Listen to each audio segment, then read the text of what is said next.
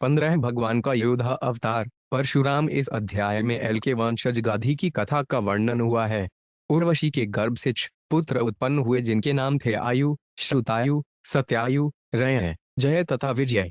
श्रुतायु का पुत्र वसुमान था, सत्यायु का पुत्र श्रुतकनय हुआ, रय के पुत्र का नाम एक था, जय का पुत्र अमित था और विजय का पुत्र भीम हुआ। भीम के पुत्र का नाम कांचन था, उसके पुत्र का नाम होत्रक तथा होत्रक के पुत्र का नाम जम्भु था जो एक ही घूंट में गंगा का सारा पानी पी लेने के लिए विख्यात था। जम्मू के वंशजों के नाम क्रमश पुरु, बल्लाक, अजक तथा कुश थे। कुश के पुत्रों के नाम थे कुशाम्बु, तनय, वसु तथा कुशनाभ। कुशाम्बु का पुत्र गाधी हुआ जिसके सत्यवती नाम की एक कन्या हुई। सत्यवती ने ऋचिक मुनि के साथ विवाह किया। जब मुनि ने प्रचुर दहेज दिया और उन दोनों से जमदग्नि नामक पुत्र की उत्पत्ति हुई। जमदग्नि का पुत्र राम या परशुराम था। जब कार्तवीर्यार्जुन नामक राजा ने जमदग्नि की कामधेनु चुरा ली तो भगवान के शक्त्यावेश अवतार परशुराम ने उसका वध किया। बाद में परशुराम ने 21 बार क्षत्रिय वंश का संहार किया। जब परशुराम ने कार्तवीर्यार्जुन का वध कर दिया तो जमदग्नि ने उसे बताया कि राजा का वध पापूर्ण होता है और उसे ब्राह्मण होने के नाते इस अपराध को सह लेना चाहिए था। अतएव जमदग्नि ने परशुराम को अपने पापों का प्रायश्चित करने के लिए विविध तीर्थ स्थानों की यात्रा करने की सलाह दी। श्री बद्रायण युवाच लस्य चोर्वशी गर्भाक्षडसनात्मजानूप आयु, श्रुतायु, सत्यायुरयोथ विजयोजय। 1 शुकदेव गोस्वामी ने आगे कहा, हे राजा परीक्षित, पुरूरवा ने उर्वशी के गर्भ से 6 पुत्र उत्पन्न किए। उनके नाम थे आयु, श्रुतायु, सत्यायु, रय, विजय तथा जय। श्रुतायोर वसुमान पुत्र, सत्यायोश्व श्रुतकनय, रय से सुत एकश्च जय से तयो उमितय। 2 भीमस्तु विजयस्यात् कांजनो होत्रकस्ततय, तस्य जहेलु सुतो गड्ढा गंडूशी कृते योट पिबत। 3 श्रुतायु का पुत्र वसुमान हुआ, सत्यायु का पुत्र श्रुतकनय हुआ, रय के पुत्र का नाम एक था, जय का पुत्र अमित था और विजय का पुत्र भीम हुआ। भीम का पुत्र काणजन, काणजन का पुत्र होत्रक और होत्रक का पुत्र जर्व था जिसने एक ही घूंट में गंगा का सारा पानी पी लिया था। जदलेस्तु पुरुस्तस्याथ बलाकश्चात्मजोडुजके ततः कुश, कुशस्य थापे कुशाम्बुस्तन्यो बसु, कुशनाभश्चत्वारो गाधिरासीत कुशाम्बुज। 4 जहठु का पुत्र पुरु था, पुर का बलाक, बलाक का अजक और अजक का पुत्र कुश हुआ। कुश के 4 पुत्र हुए जिनके नाम थे कुशाम्बुज, तनय, वसु तथा कुशनाभ। कुशाम्बु का पुत्र गादी था, तस्य सत्यवती कन्या पृचिको 5 याचत द्विजय, वर विसहशा मत्वा गाधि भार्गवमब्रवीत। 5 एक तह श्याम करनान आहयन अचंद्रवर्चसाम, सहस्त्रदीयता शुल्कन्याया कुशिका वयम। 6 गाधी के एक पुत्री थी जिसका नाम सत्यवती था जिससे विवाह करने के लिए ऋचिक नामक ब्रह्मर्षि ने राजा से विनती की, किंतु राजा गाधी ने इस ब्रह्मर्षि को अपनी पुत्री के लिए अयोग्य पति समझकर उससे कहा, महोदय, मैं कुशवंशी हूँ। चूंकि हम लोग राजसी क्षत्रिय हैं अतएव आपको मेरी पुत्री के लिए कुछ दहेज देना होगा। अतः आप कम से कम 1000 ऐसे घोड़े लाए जो चांदनी की तरह उज्जवल हों और जिनके एक कान दायां या बायां काला हो। तात्पर्य, राजा गाधी का पुत्र विश्वामित्र हुआ जो ब्राह्मण तथा क्षत्रिय का मिश्रित रूप कहा जाता था। विश्वामित्र ने ब्रह्मर्षि का पद प्राप्त किया जैसा कि आगे बताया गया है। ऋचिक मुनि के साथ सत्यवती का विवाह होने से उनका जो पुत्र होगा वह क्षत्रिय गुणों वाला होगा। राजा गाधी ने कहा कि वह अपनी पुत्री की शादी ऋचिक ब्राह्मण से तभी कर सकता है जब उसकी एक असाधारण मांग पूरी हो जाए। इत्युक्तस्तन्मुतं ज्ञात्वा गतः स वरुणान्तिकम् आनीय दरत्वातानश्वानुपेमे वरानाम। 7 जब राजा गाधी ने यह मांग पेश की तो महर्षि ऋचिक को राजा के मन की बात समझ में आ गई। अतएव वह वरुण देव के पास गया और वहां से गाधी द्वारा मांगे गए 1000 घोड़े ले आया। इन घोड़ों को भेंट करके मुनि ने राजा की सुंदर पुत्री के साथ विवाह कर लिया। स ऋषि प्रार्थितः पत्या श्रश्रवाचा पतिकामयया श्रपित्वो भैर्मंत्रश्वरूं स्नातुंगत मुनि। 8 तत्पश्चात ऋचिक मुनि की पत्नी तथा सास दोनों ने पुत्र की इच्छा से मुनि से प्रार्थना की कि वह चरु आहुति तैयार करें। तब मुनि ने अपनी पत्नी के लिए ब्राह्मण मंत्र से एक चरु और क्षत्रिय मंत्र से अपनी सास के लिए एक अन्य चरु तैयार किया। फिर वह स्नान करने चला गया। तावत् सत्यवती मात्रा स्वच्चर याचिता सती श्रेष्ठ मत्वा तया यछन मात्रे मातुरद स्वयं। 9 इसी बीच सत्यवती की माता ने सोचा कि उसकी पुत्री के लिए तैयार की गई चरु अवश्य ही श्रेष्ठ होगी, अतएव उसने अपनी पुत्री से वे चरु मांग ली। सत्यवती ने वह चरु अपनी माता को दे दी और स्वयं अपनी माता की चरु खा ली। तात्पर्य, पति में अपनी पत्नी के लिए कुछ स्नेह होना स्वाभाविक है। अतएव सत्यवती की माता ने सोचा कि ऋषि ने सत्यवती के लिए जो चरु तैयार को है वह अवश्य ही उसकी चरु से श्रेष्ठ होगी। फलत ऋषि की अनुपस्थिति में माता ने सत्यवती से श्रेष्ठ चरु लेकर खा ली। तद्विदित्वा मुनि प्रपल्ली कष्टपकार्षि घोरो दंडत्रय पुत्रो भ्राता ते ब्रह्मवितम। 90। जब ऋषि ऋचिक स्नान करके घर लौटे और उन्हें यह पता लगा कि उनकी अनुपस्थिति में क्या घटना घटी है तो उन्होंने अपनी पत्नी सत्यवती से कहा, तुमने बहुत बड़ी भूल की है। तुम्हारा पुत्र घोर क्षत्रिय होगा जो हर एक को दंड दे सकेगा और तुम्हारा भाई अध्यात्म विद्या का पंडित होगा। तात्पर्य, वही ब्राह्मण योग्य कहलाता है जो अपनी इंद्रियों तथा मन को वश में रख सकता हो, जो अध्यात्म विद्या का पंडित हो और जो सहिष्णु तथा क्षमावान हो। किंतु क्षत्रिय वही योग्य है जो अपराधियों को कड़ा से कड़ा दंड दे। भगवद्गीता 18.42 से 43 में इन गुणों का उल्लेख है। क्योंकि सत्यवती ने अपनी चरु न खाकर अपनी माता की चरु खा ली थी, अतएव उससे जो पुत्र होगा वह क्षत्रिय गुणों से संपन्न होगा। यह अवांछनीय था। सामान्यतया ब्राह्मण का पुत्र ब्राह्मण के गुणों वाला होना चाहिए, किंतु यदि वह क्षत्रिय की भांति खूंखार हो जाए तो उसका नामकरण भगवद्गीता में वर्णित चारों वर्णों के अनुसार होगा। चाहुर्वर्ण्य मया सुष्ठन गुणकर्म विभाषय। यदि ब्राह्मण का पुत्र ब्राह्मण जैसा आचरण नहीं करता तो उसे उसको योग्यता के अनुसार क्षत्रिय, वैश्य या शूद्र कहा जाएगा। समाज को विभाजित करने का मूल सिद्धांत मनुष्य का जन्म नहीं अपितु उसके गुण तथा कर्म है। प्रसादितः सत्यवत्यामेवान् भूरति भार्गव अथ तरह भवेत् पौत्रो जमदग्निस्ततो 3 भवत्। 11। किंतु सत्यवती ने मधुर वचनों से ऋचिक मुनि को शांत किया और प्रार्थना की कि उसका पुत्र क्षत्रिय की तरह भयंकर न हो। ऋचिक मुनि ने उत्तर दिया, तो तुम्हारा पौत्र क्षत्रिय गुण वाला होगा। इस प्रकार सत्यवती के पुत्र रूप में जमदग्नि का जन्म हुआ। तात्पर्य, ऋषि ऋचिक अत्यधिक कुपित थे, किंतु सत्यवती ने उन्हें किसी तरह मनाया और उसको प्रार्थना पर उन्होंने अपना विचार बदल लिया। यहाँ इसका संकेत है कि जमदग्नि के पुत्र रूप में परशुराम का जन्म होगा। साचा भूत सुमहत्वपूर्ण या कौशिकी लोक पावनी रेणु सुता रेणुकाम वै जमदग्निस्वा याम। 12। तस्या वै भार्गव ऋषे सुता वसुमदादय यज्ञ राम इत्यभिश्रुतः। 13। बाद में सत्यवती समस्त संसार को पवित्र करने वाली कौशिकी नामक पुण्य नदी बन गई और उसके पुत्र जमदग्नि ने रेणु की पुत्री रेणुका से विवाह किया। जमदग्नि के वीर्य से रेणुका की कुक्षी से वसुमान इत्यादि कई पुत्र हुए, जिनमें से राम या परशुराम सबसे छोटा था। यमाहुर वसुदेवांशन है यान आकुलांतकम बृहस्पतकृत वो यही मां चक्रिय निह क्षत्रिया महीम। 14। विद्वान लोग इस परशुराम को भगवान वासुदेव का विख्यात अवतार मानते हैं जिसने कार्तवीर्य के वंश का विनाश किया। परशुराम ने पृथ्वी के सभी क्षत्रियों का 21 बार वध किया। हप्ताउन क्षत्रन भुवो भार्म ब्राह्मण्यम निंशत रजस्तमोवृत में फल गुण प्रकृति डहसी। 15। जब राजवान नष्ट रजो तथा तमो गुणों के कारण अत्यधिक गर्वित होकर अधार्मिक बन गया और ब्राह्मणों द्वारा बनाए गए नियमों की परवाह न करने लगा तो परशुराम ने उन सबको मार डाला। यद्यपि उनके अपराध बहुत बड़े न थे, किंतु धरती का भार कम करने के लिए उन्होंने उन्हें मार डाला। तात्पर्य, क्षत्रियों या शासक वर्ग को महान ब्राह्मणों तथा साधु पुरुषों द्वारा बनाए गए विधि विधानों के अनुसार संसार पर शासन करना चाहिए। ज्यों ही शासक वर्ग धार्मिक नियमों की अवहेलना करने लगता है त्यों ही वे पृथ्वी के लिए भार बन जाता है। जैसा कि यहाँ पर कहा गया है, रजस्तमोवृतन भारय ब्रह्मण्यमु। जब शासक वर्ग रजों तथा तमोगुणों से प्रभावित हो जाता है तो वे विश्व के लिए भार बन जाता है और तब उसे महती शक्ति द्वारा विनष्ट किया जाना चाहिए।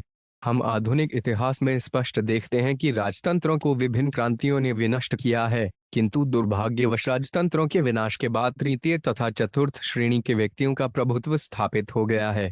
यद्यपि राजतंत्रों को रजो तथा तमोगुणों ने परास्त कर दिया है और विश्व से उनका लोप हो गया है, किंतु विश्व के वासी अब भी दुखी हैं क्योंकि यद्यपि इन राजाओं के गुण तमोगुण के कारण क्षीण हो गए थे, इनका स्थान व्यापारी तथा श्रमिक वर्ग के लोगों ने ले लिया है जो और भी गिरे हुए हैं।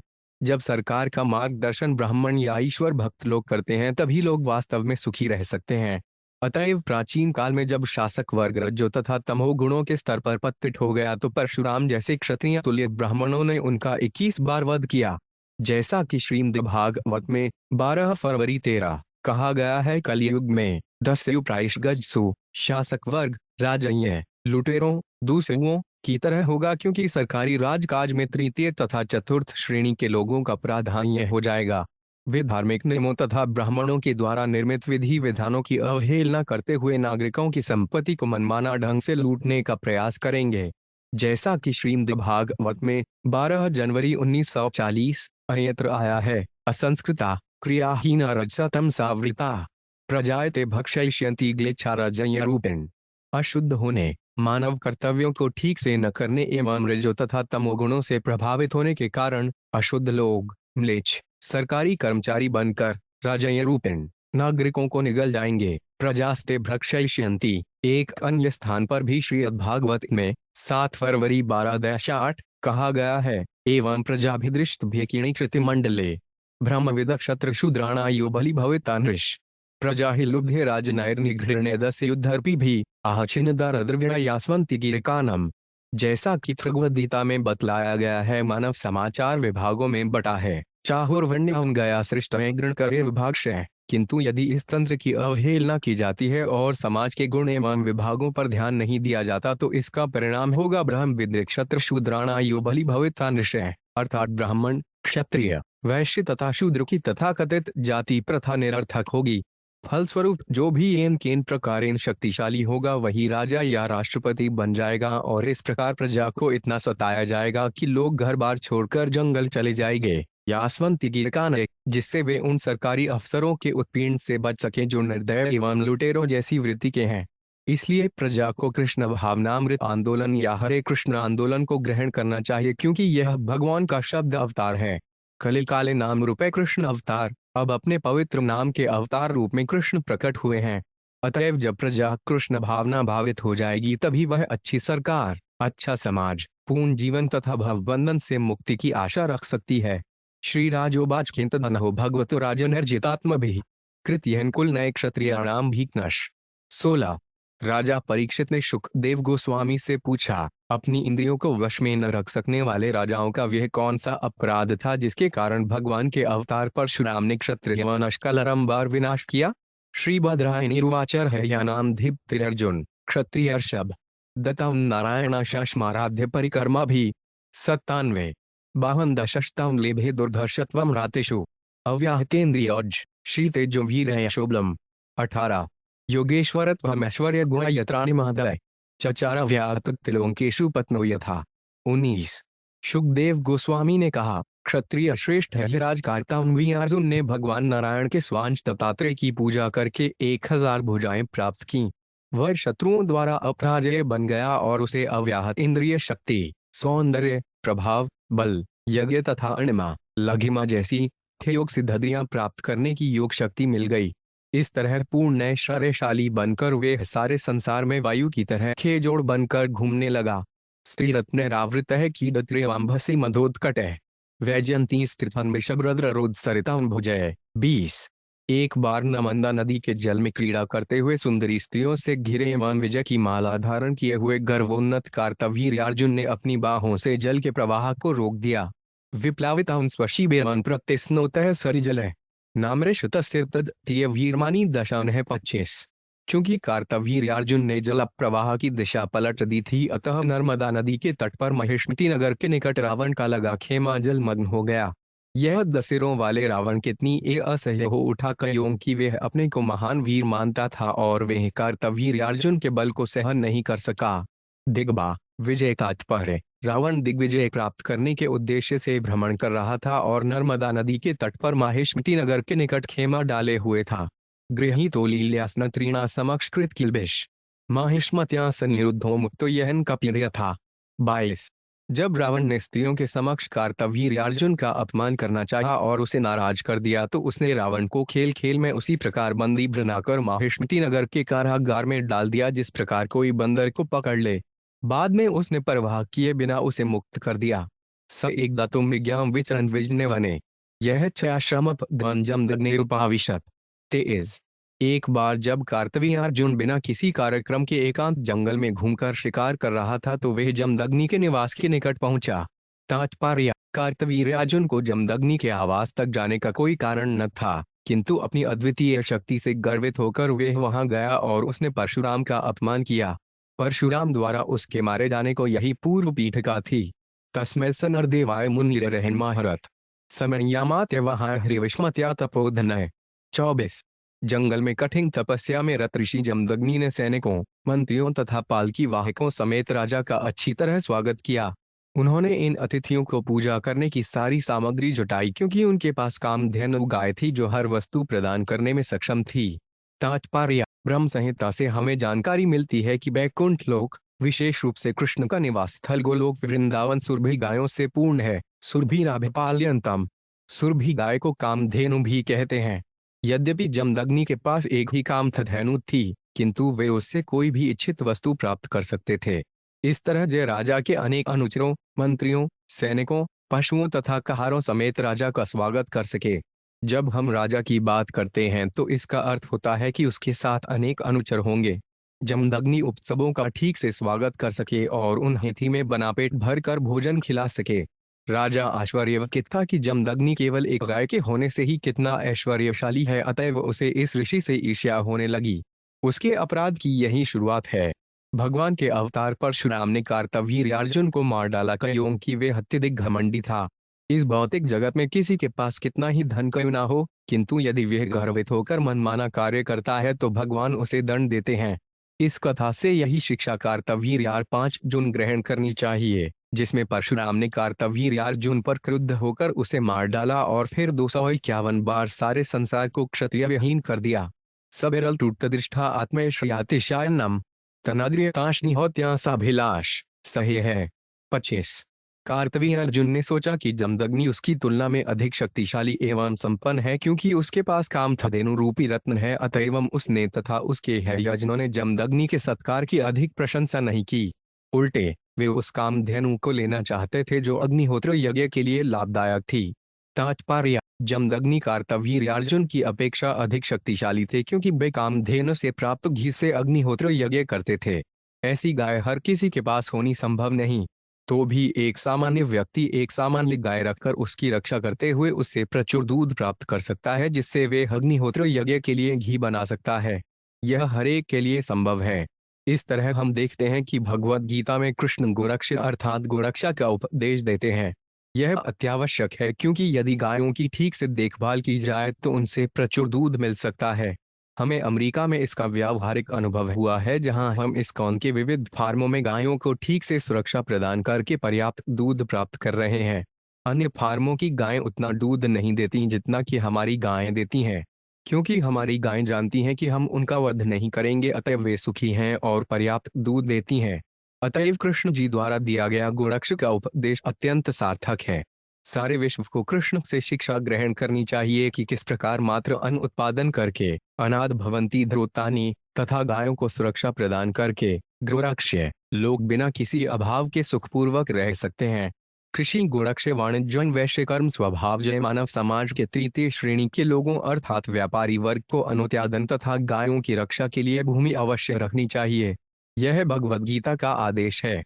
गायों की सुरक्षा के प्रश्न पर मांसाहारियों को आपत्ति होगी, अतएव इसके जवाब में हमें उनसे कहना चाहिए कि चूंकि कृष्ण गोरक्षा पर बल देते हैं, अतएव हम जो मांस खाना ही चाहते हैं वे कुकरों, सूकरों, भेड़ बकरियों का मांस खाएं, किंतु वे गायों के जीवन पर आंच न आने दें, क्योंकि यह मानव समाज की आध्यात्मिक प्रगति को विनष्ट करने वाला है। हविषानी प्रीशेर्पन्निरा नहर तुम चोद्यत ते चरमाहेशमती निर्यो सवत्साकरन धरती बलातो। 26।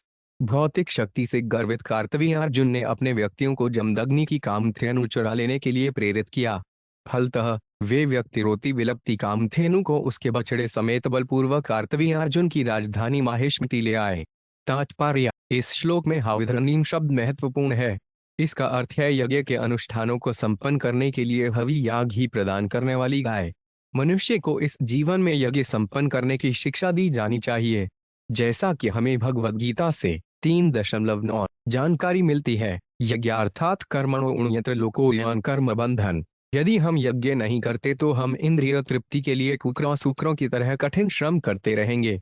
यह सभ्यता नहीं है। मनुष्य को यज्ञ करने की शिक्षा दी जानी चाहिए।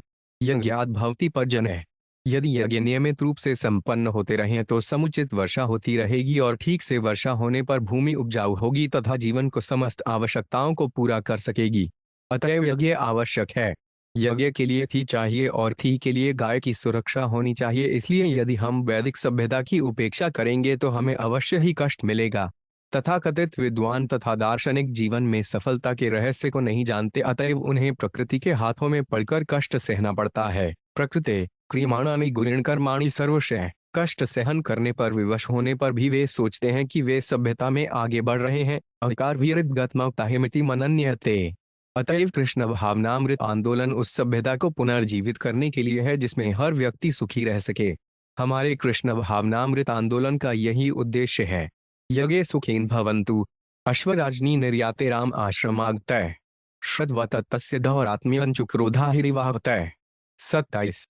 जब कामधेनु सहित कार्तवीर्यार्जुन चला गया तो जमदग्नि का सबसे छोटा पुत्र परशुराम आश्रम में लौटा।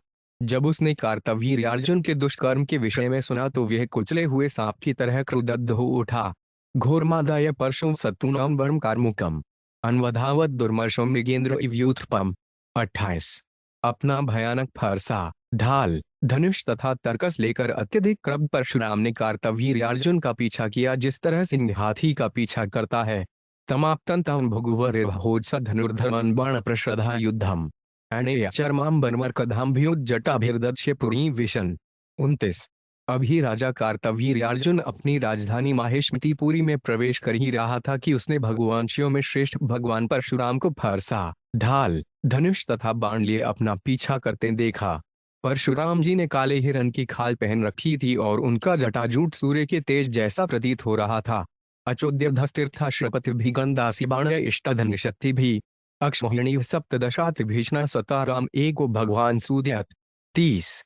परशुराम को देखते ही कार्तवीर्यार्जुन डर गया और उसने तुरंत ही उनसे युद्ध करने के लिए अनेक हाथी, रथ, घोड़े तथा पैदल सैनिक भेजे जो गद्दा, तलवार, बाण, रिष्टि, शतधनी, शक्ति इत्यादि विविध हथियारों से युक्त थे। उसने परशुराम को रोकने के लिए पूरे 17 अक्षौहिणी सैनिक भेजे, किंतु भगवान परशुराम ने अकेले ही सबों का सफाया कर दिया। तात्पर्य: अक्षौहिणी शब्द 21,870 रथ तथा इतने हाथी, 1,09,350 पैदल सैनिक तथा 65,610 घोड़ों से युक्त सैन्य व्यूह है। इसका सही वर्णन महाभारत के आदि पर्व के 2वें अध्याय में दिया हुआ है। एक रथों गजर्जयक नया पर्णपदातय त्रयश्वतुर्गास्तज जयपतिरति विधीयते पतितु त्रिगुणाम एवं विदुसेनामुख बुद्धा त्रीण सेनाएं खाने कोई गुल्य इति विधीयते त्रयोगुल्या गणो नाम वाहिनी हुगनाखय प्रत्नेत 2 इवेच औतास्ति सस्तु वाहिने एरितनेति विक्षण चमुस्तु प्रत्नास्ति सृष्वस्तिस्तस्तु अनीकनी अनीकनी 10 गुणा माहुरक्षौधृणी बुधा अक्षौहिण्यस्तु संख्यातरथान आंदुविद सत्तम्मा संख्या गणितत्व सहस्राण एक विशंति शतानि प्रचाष्टि च धुयस्तथा च सप्तति गजानो तु परिमारण तव देवात्र निर्देशेत ज्ञ अंशत सहस्रवु सहस्राणि तथा नवंबर नयाणाम दीपज्ञाश छत्तानि त्रीणि चांघा प्रद्नपष्टि सहसाणि तथा शाना शतानि च दर्शोत्तराणि षट् चाहुर्यधावद अधिसंख्यया एतामक्षणो हि प्राहु संख्यावत्व विधेय जना। ज्ञाताओं का कहना है कि एक रथ, एक हाथी, 5 पैदल सैनिक तथा 3 घोड़े मिलकर एक पति कहलाते हैं। चतुर व्यक्ति यह भी जानते हैं कि ऐसे 3 पति का एक सेनामुख होता है। 3 सेनामुख मिलकर एक गुल्म बनाते हैं, 3 गुल्म मिलकर एक गण एवं 3 गण मिलकर एक वाहिनी कहलाते हैं। विद्वान लोग 3 वाहिनियों को एक पृतना, 3 पृतनाओं को एक चमू, 3 चमुओं को एक अनीकनी कहते हैं। ऐसी 10 अनीकनियों से एक अक्षौहिणी बनती है।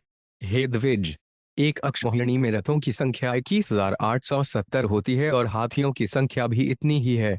पैदल सैनिकों की संख्या 1,09,350 है और घोड़ों की संख्या 65,610 है। यह एक अक्षौहिणी कहलाती है। यह तो उस रथ पर भ्रथो मनो उनिलौजा पर चक्रसूदन ततस्ततश्चिन भुजोरो कंधरा निपेतुर्व्याहत्सूत वाहना। 315। शत्रु की सेना को मारने में कुशल भगवान परशुराम ने मन तथा वायु की गति से काम करते हुए अपने फरसे से शत्रुओं के टुकड़े कर दिए। वे जहां जहां गे सारे शत्रु खेत होते रहे, उनके पांव, हाथ तथा धड़ अलग अलग हो गए, उनके सारथी मार डाले गए और उनके वाहन, हाथी तथा घोड़े सभी विनष्ट कर दिए गए। तात्पर्य: प्रारंभ में जब शत्रु सेना युद्ध करने वाले सैनिकों, हाथियों तथा घोड़ों से भरी थी तो भगवान परशुराम मन के वेग से उनके बीच उनका वध करने के लिए आगे बढ़े। जब वे कुछ थक गए तो उनकी गति वायु जैसी हो गई और फिर वे तेजी से शत्रुओं का वध करते रहे। मन का वेग वायु के वेग से अधिक है। इष्ठा स्वसैन्यान रुधिरोग कर्दमेरणाजिरे राम कुठार सायक्य विवरीकरण वर्मध्वज चाप विग्रह निपातता उन्हें आप उषा 32। अपने फर से तथा बाणों को व्यवस्थित करके परशुराम ने कार्तवीर्य अर्जुन के सिपाहियों की ढालों, उनके झंडों, धनुषों तथा उनके शरीरों के टुकड़े टुकड़े कर डाले जो युद्ध भूमि में गिर गए और जिनके रक्त से भूमि पंकिल हो गई। अपनी पराजय होते देखकर अत्यंत क्रुद्ध होकर कार्तवीर्य अर्जुन युद्ध भूमि की ओर लपका। अधार्जुन पर्णश्तेषु बाहुभिर्धनुषु बाणायुगपत् संदे रामाय राम उस्प्रभूता समग्रणी स्थाने कथन वेशुभिराचिनत समम। 33। तब कार्तवीर्य अर्जुन ने परशुराम को मारने के लिए 1000 भुजाओं में एक साथ 500 धनुषों पर बाण चढ़ा लिए, किंतु श्रेष्ठ लड़ाकू भगवान परशुराम ने एक ही धनुष से इतने बाण छोड़े कि कार्तवीर्य अर्जुन के हाथों के सारे धनुष तथा बाण तुरंत कटकर टुकड़े टुकड़े हो गए। पुनः स्वहस्तर चलान पृथे डग्रपानुत्क्षिपय वेगाद भिधाव तो युधि भुजान कुठारे इन कठोर निमिनाचे छेद राम में प्रसब्ध 34। जब कार्तवीर्य अर्जुन के बाण छिन्न भिन्न हो गए तो उसने अपने हाथों से अनेक वृक्ष तथा पर्वत उखाड़ लिए और वे फिर से परशुराम जी को मारने के लिए उनकी ओर तेजी से दो, किंतु परशुराम ने अपने फरसे से अत्यंत वेग से कार्तवीर्य अर्जुन की भुजाएं काट ली जिस तरह कोई सर्प के फनों को काट ले। कृतबाहो शिरस्तस्य गिरे श्रद्मिवारथ हते पितृ तत्पुत्र अयुता भभात। 35। अग्निहोत्री मुपावर्ते सवत्स अपरवीरहा समुपेत्याश्रमन पितरे परिक्लिष्टा समर्पयत। 36। तत्पश्चात परशुराम ने बहु कटे कार्तवीर्य अर्जुन के सिर को पर्वत श्रृंग के समान काट लिया। जब कार्तवीर्य अर्जुन के 10,000 पुत्रों ने अपने पिता को मारा गया देखा तो वे सब डर के मारे भाग गए। तब शत्रु का वध करके परशुराम ने कामधेनु को छुड़ाया जिसे काफी कष्ट मिल चुका था और वे उसे बछड़े समेत अपने घर ले आए तथा उसे अपने पिता जमदशनी को दे दिया। स्वकम तत्कृतान् रामः पितरे भ्रातृभ्यः च वर्णयामास तच्छ्रुत्वा जमदग्निर्भाषत। 37। परशुराम ने कार्तवीर्य अर्जुन के वध संबंधी अपने कार्यकलापों का वर्णन अपने पिता तथा भाइयों से किया। इन कार्यों को सुनकर जमदग्नि अपने पुत्र से इस प्रकार बोले, राम राम महाबाहो भवान्यपम्रकारशीट अवधि नरदेव यत् सर्वदेव मयन वृद्धा। 38। हे वीर, हे पुत्र परशुराम, तुमने व्यर्थ ही राजा को मार डाला है क्योंकि वे सारे देवताओं का मूर्त रूप माना जाता है। इस प्रकार तुमने पाप किया है। बयन हे ब्राह्मणास्तात क्षम्या हंता गता ययालो गुरुदेव पारमे चिमगात पदम। 39। हे पुत्र, हम सभी ब्राह्मण हैं और अपनी क्षमाशीलता के कारण जन सामान्य के लिए पूज्य बने हुए हैं। इस गुण के कारण ही इस ब्रह्मांड के परम गुरुवार ब्रह्मा जी को उनका पद प्राप्त हुआ है। क्षम्या रोचते लक्ष्मी बाही सौरी यथा प्रभा क्षमेणामाशु भगवान स्तुषते हरिरीश्वर। 40। ब्राह्मणों का कर्तव्य है कि वे क्षमाशीलता के गुण का संवर्धन करें क्योंकि यह सूर्य के समान तेजवान है। भगवान हर एक क्षमाशील व्यक्तियों से प्रसन्न होते हैं। तात्पर्य, विभिन्न व्यक्ति विभिन्न गुणों के कारण सुंदर बनते हैं। चाणक्य पंडित कहते हैं कि यद्यपि कोयल काली होती है किंतु अपनी मीठी वाणी के कारण सुंदर है। इसी प्रकार स्त्री अपने सतीत्व तथा पति के प्रति आज्ञाकारिता से सुंदर बनती है और कुरूप व्यक्ति पंडित बनने पर सुंदर बनता है। इसी प्रकार ब्राह्मण, क्षत्रिय, वैश्य तथा शूद्र अपने अपने गुणों के कारण सुंदर होते हैं। ब्राह्मण तब सुंदर बनते हैं जब वे क्षमाशील होते हैं, क्षत्रिय तब जब वे वीर हों और युद्ध से मुख न मोड़ें, वैश्य तब जब वे सांस्कृतिक कार्यों को समृद्ध करते हैं और गायों की रक्षा करते हैं, तथा शूद्र तब जब वे अपने स्वामियों को प्रसन्न करते हुए अपने कर्तव्यों का विश्वास पूर्वक पालन करते हैं। इस तरह व्यक्ति अपने विशिष्ट गुणों से सुंदर बन जाता है और जैसा कि यहाँ वर्णन हुआ है, ब्राह्मण का विशिष्ट गुण क्षमाशीलता है। राज्ञो मूर्धाभिषिक्तस्य वधो बर्हावधात गुरु तीर्थ संसेव्या चाहो जहाड्राच्योत्ततेतन। 41। हे प्रिय पुत्र, एक सम्राट का वध ब्राह्मण की हत्या से भी अधिक पापमय है, किंतु अब यदि तुम कृष्ण भावना भावित होकर तीर्थ स्थानों की पूजा करो तो इस महापाप का प्रायश्चित हो सकता है। तात्पर्य, जो पूर्णतया भगवान की शरण में चला जाता है वे सारे पापों से मुक्त हो जाता है। अहंत्वा सर्वशेभ्यो मोक्षयिष्यामि। जिस दिन या जिस क्षण से कोई श्री कृष्ण को आत्मसमर्पण कर देता है तो वे कितना ही बड़ा पापी क्यों न हो मुक्त हो जाता है। फिर भी उदाहरण के रूप में जमदग्नि ने अपने पुत्र परशुराम को तीर्थ स्थानों की पूजा करने की सलाह दी। चूंकि सामान्य व्यक्ति तुरंत ही भगवान को आत्मसमर्पण नहीं कर पाता, अतएव उसे तीर्थ स्थानों को जाने की सलाह दी जाती है, जिससे वे साधु पुरुषों को खोजे और धीरे धीरे अपने पाप कर्मों के फल से मुक्त हो जाए। इस प्रकार श्रीमद्भागवत के 9वें स्कंद के अंतर्गत भगवान का योद्धा अवतार परशुराम नामक 15वें अध्याय के भक्ति वेदांत तात्पर्य पूर्ण हुए।